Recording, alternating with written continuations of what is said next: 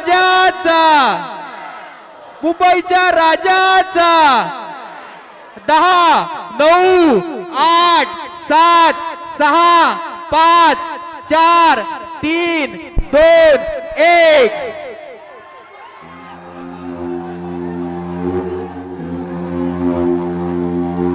यंदा या गणेश गल्ली मैदानात अवतरणार आहे 12 ज्योतिर्लिंगांपैकी तिसरं अतिशय खास शिप्रा नदीच्या काठी असलेलं स्वयंभू ज्योतिर्लिंग म्हणजे उज्जैन महाकाल. हे एकमेव असं ज्योतिर्लिंग आहे जे दक्षिणाभिमुख आहे.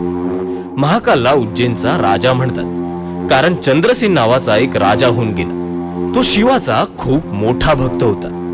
त्याची संपूर्ण प्रजा ही देखील शिवाची खूप मोठी भक्त होती. त्यामुळे या राज्यात शिवाचा वास होता.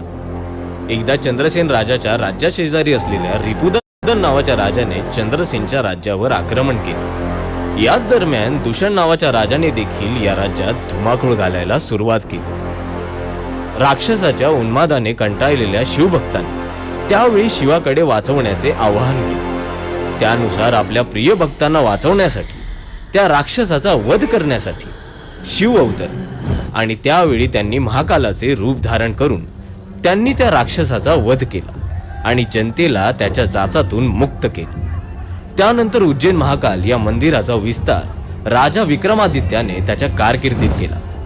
हे शिवलिंग जगातील एकमेव असं शिवलिंग आहे जेथे भस्म आरती केली जाते. भस्म सर पे डाल के चलते हैं सीना तान के, डरता है हमसे वक्त भी, हम भक्त है महाकाल के.